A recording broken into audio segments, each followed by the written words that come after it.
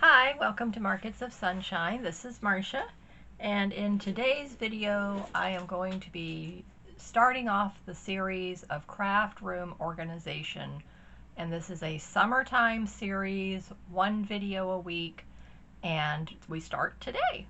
So I'm going to be showing you where I start, and I hope this will help you when you are thinking about following along with me and joining in this organization series. We're taking it slow, we're taking our time because we don't want to overwhelm ourselves and we want to think it through.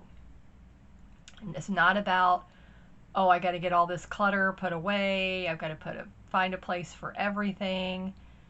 That's not where we begin. So let me show you where we begin. We want to start off with 3 areas in our craft room, whether it's a big room, medium size, small, just a tabletop or a big table, whatever it is that you have to work with. So as a crafter, we are using a variety of machines and tools and supplies. If I was only in the quilting, then I would have fabrics and certain tools and machines and supplies for that. But as a crafter, I make junk journals, I do scrapbook albums, I do greeting cards, I do slow stitch kits. So I make a variety of things with a variety of supplies. Sometimes I use paint, I crochet, I embroider. So I mean, it just covers a wide variety of tools and supplies.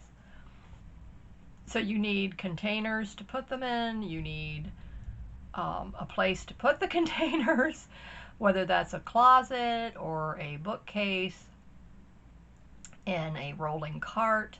So I'm going to show you where I am going to start, and like I said, I hope this will help you when you're going to organize your craft room. So the first area is we want to have a workstation, so a work table, craft table. And on or near that craft table, we want to have all of the tools and supplies that we're going to need. So we want to have our scissors, we want to have our glue, we want to have our needle and thread, our embroidery floss. You see what I'm going with that? So all of those kinds of supplies, you want them right there, so you're not having to get up and down and hunt and where did I put the container or this drawer or that drawer, whatever. And cutting mats. We're craft paper crafters, so we need cutting mats, all different sizes. If you're cutting a 12 by 12 piece of paper, and depending on how long you've had your supplies, depends on what they look like. So let me show you the 3 stations. My craft project table, my cutting area, and my sewing area where I keep my ironing, and I also have a laminator, so I needed an area for the laminating. So let me show you where I have set up in my craft room, and I hope this will help you. So the first area is my sewing station. This is an antique sewing cabinet. There is a sewing machine in there, but I don't use it. So my new Project Runway Brother sewing machine is on top. This end is for my laminating. I have my laminating sleeves here on this cabinet.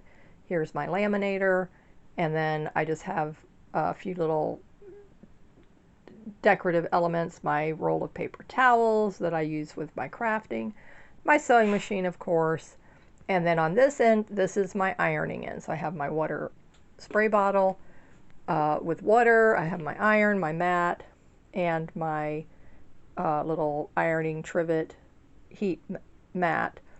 And so I can easily open that up. I usually don't have anything larger than just to open it up for the size of the length of this table.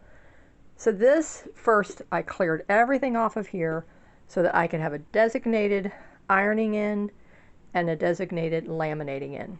The outlet power source is right here, so I can easily plug in the laminator easily plug in the cord for the iron. It reaches down there. It's a very long, nice cord.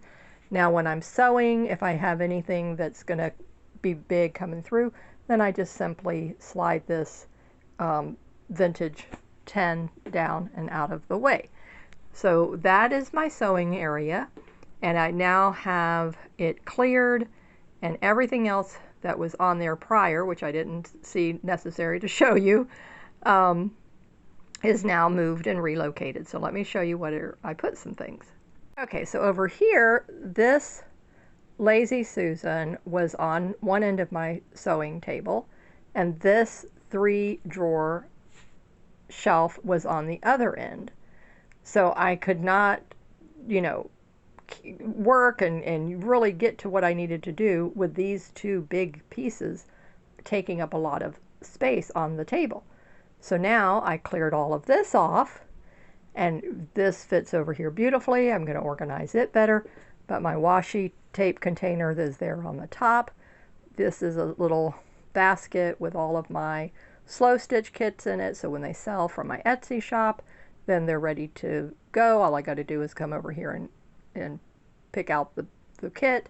Then my Lazy Susan tower, I have my hole punchers, and then all of my other supplies that I use regularly, and is at easy reach for me. So those two stations I have gotten cleared and cleaned today. Now the third station is my project table and cutting area. Let me show you that. Okay, so this is my project table. And as you can see, I have a couple of projects going on that are on top of it. So that's why you see all of the supplies there. And then I've cleared off this end for the sole purpose of having it for my cutting area. So this is my biggest cutting mat. So it's going to stay here. And then my other smaller ones that are in my rolling bookcase are just right behind me, very easy to access. But this one, I didn't want to be putting it on the floor, up and down, bending over anymore, so I cleared an area for that. Now, my tool caddy used to sit back here, but I cleared all that now, see, to make it have a designated cutting area. So you want designated areas. So now this caddy fit perfectly on this 3-tiered rolling cart. And then my punches that I use for my projects are here. Other odds and ends are in here as well. But I will go through this and, you know, clear out whatever it is I don't need. But now all my cutting tools. And I don't know if you remember seeing in a prior video, I had lost my rotary cutter. And I found the rotary cutter today, and you know where it was? It was underneath of this. And when I picked up all of the stuff that was here on this side, it was peeking out. Just that enough of the yellow and the blade, and I said, hallelujah. I was like, thank you. And I said, if you watch my video, I don't know, if you've been with me for a while, you'll remember me saying this. And I said, I refuse to buy a new one because I know it's here somewhere. My husband, you know, swore he did not touch it. I knew I didn't do anything with it, but where did I put it? And I used to put my cutting mat for my fabric here, and I would cut, and somehow it just got pushed up underneath of there. So how happy I was when I found that today. So this is a lot of linens for my slow stitch kits. The snippet roll clusters are underneath of that. And the anniversary card custom order that I'm working on, I have 3 cards. I've gotten one just started and almost done, so the other 2 are buried underneath of that. But I said I have to get this, you know, done and cleared because I just can't, you know, I am a type of person, I have to have a certain level of organization so that I can operate. And so now I'm happy with this. So tomorrow morning I'll come in and I'll clear all of this, so then next week's video you will see that this will all be cleared, the anniversary card order will be completed, and then you'll be able to see exactly how nice it is to have a designated workstation. I'm thinking that this thing is going to have to go because look at this. Now this, just this little bit of area is enough. I'm thinking I might need that space, you know, in my mind. So I'm not sure, but I'm going to give it a test to see can I work there or not. My glue bottles, I'm going to clear this all out. All my glue bottles are going to go here. And so that's going to be a beginning. My little sewing basket, which now I usually have it, you know, handy. So, but it's going to stay here on the sewing table. And if I need it, I can reach over. It's close enough. So that's my first tip for organizing your craft room, is have your 3 workstations: your cutting area, your project table, and your sewing and ironing area. And if you have a laminator, a designated spot for your laminator as well. And these are very delicate inside. When my other one broke, my husband took it apart to see if he could fix it, and it was just all these fiber optic little wires and things, and he's like, oh goodness. He's like, no, this is not, you know, fixable. Once those break, that's it. And he said, don't set it on the floor, don't do this, don't drop it, you know. So now that we know how delicate it is on the inside, so I want to pass that tip on to you. Be very, very gentle with your laminating machines. So that's it for this video, short and sweet, and just wanted to show you, start off simple, don't overwhelm yourself.